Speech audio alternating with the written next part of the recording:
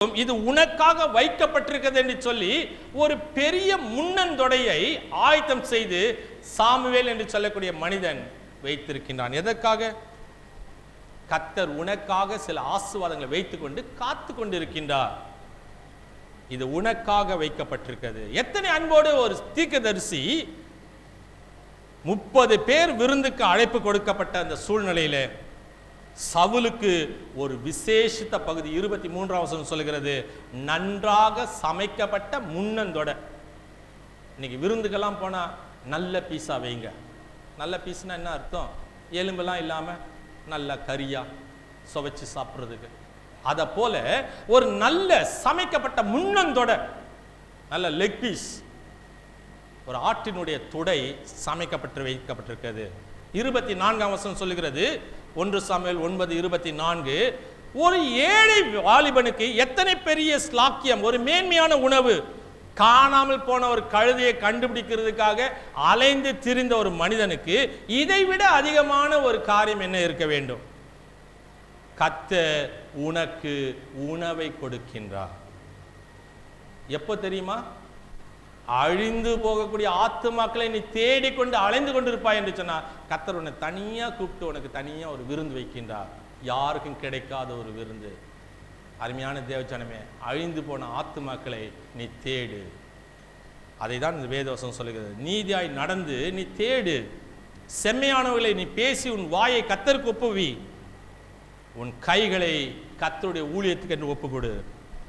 தீயதான காரியங்களை, யோசனைகளை கேளாதபடி உன் செவிகளை நீ மூடி, பொல்லாப்பை காணாதபடிக்கு நீதியை காணும்படி உன் கண்களை திறந்து கொடு. லூக்கா எழுதின சுவிசேஷம் 15ஆம் அதிகாரத்தில் வாசிக்கும் பொழுது, ஒரு நல்ல மனிதன் அல்ல, தகப்பன் உயிரோடு இருக்கும் போதே தகப்பனை வேதனைப்படுத்தினவன், தகப்பனுடைய இருதயத்தை உருவ குத்தின ஒரு மனிதன். ஆனால் திரும்பி வரும் பொழுது அந்த கெட்ட குமாரனுக்கு எத்தனை மேன்மையான ஒரு உணவு. கொழுத்த கன்றை அடித்து கூட பிறந்தவனே சொல்லக்கூடிய அளவுக்கு, நான் கூட இருந்தேன், எனக்கு இப்படிப்பட்ட ஒரு சின்ன கோழியாவது அடிச்சிருப்பேன், ஒரு முட்டை கொடுத்துருப்பியா எனக்கு. அவனுக்கு எனக்கு எல்லாத்தையும் ஊதாரித்தனமாக செஞ்சு கொடுத்துட்டு வந்தவனுக்கு போய் நல்ல விருந்து, கொழுத்த உணவு, நல்ல சட்டை, பாதரட்ச, மோதிரம், உன் அதிகாரத்தையே கொடுத்து விடுகின்றாயே, எனக்கு ஏதாவது என்னைக்காவது ஒரு நாள் செஞ்சிருப்பியா? இந்த வேதனையில் மத்தியிலே ஒரு துரோகியான எனக்கு கர்த்தர் இவ்வளவு சிறப்பான விருந்தை கொடுப்பதற்கு காத்து கொண்டிருக்கிறார் என்று சொன்னான். உனக்காக ஆயத்தம் செய்யப்பட்டவர்களை கண்கள் காணவில்லை என்று சொல்லப்படுகிறது.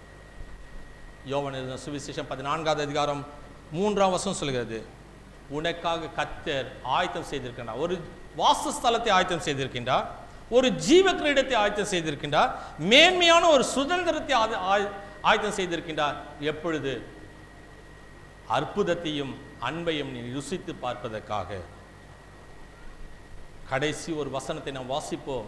1 கொரிந்தியர் 2ஆம் அதிகாரம் 9-10 வசனங்களை வாசிக்கிறோம். 1 கொரிந்தியர் 2ஆம் அதிகாரம் 9-10 வசனங்கள். தேவன் தம்மில் அன்பு கூறுகிறவர்களுக்கு ஆயத்தம் பண்ணினவைகளை கண் காணவும் இல்லை, காது கேட்கவும் இல்லை, அவைகள் மனுஷனுடைய இருதயத்தில் தோன்றவும் இல்லை. ஆனால் தேவன் அவைகளை தமது ஆவியினாலே அதனை நமக்கு வெளிப்படுத்தினார்.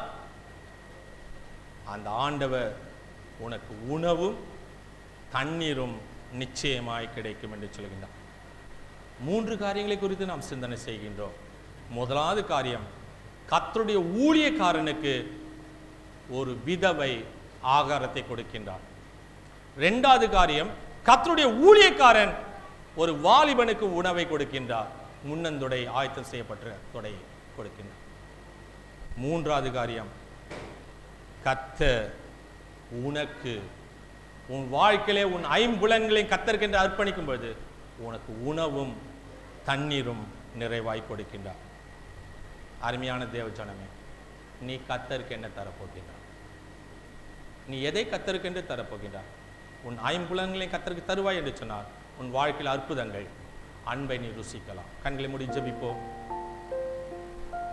மகா பரிசுத்தமுள்ள நல்ல ஆண்டவரே, ஊழியக்காரனுக்கு உணவு வழங்கின சாரிபாத் விதவையை போல ஊழியக்காரனாய் இருந்த சாமுவேல் ஒரு வாலிபனுக்கு உணவை கொடுத்ததை போல நீர் எங்களுக்கு அப்பத்தையும் தண்ணீரையும் கொடுத்து எங்களை ஆஸ்வதிப்பதற்காக நன்றி செலுத்துகின்றோம். ஆண்டவர், எங்களுடைய வாழ்க்கையில் நாங்கள் எதை தரப்போகின்றோம் என்று சொல்லக்கூடிய கேள்விகளோடு எங்களுடைய ஐம்புலன்களையும் நீர் தொடுவதற்கு ஒப்புக் கொடுக்கின்றோம். எங்களை ஆஸ்வதியும் வழி நடத்தும். துதி ஸ்தோத்திர கன மகிமையை எடுக்கின்றோம். இயேசு கிறிஸ்து நாமத்தில் வேண்டிக் கொள்கிறோம் சுவாமி.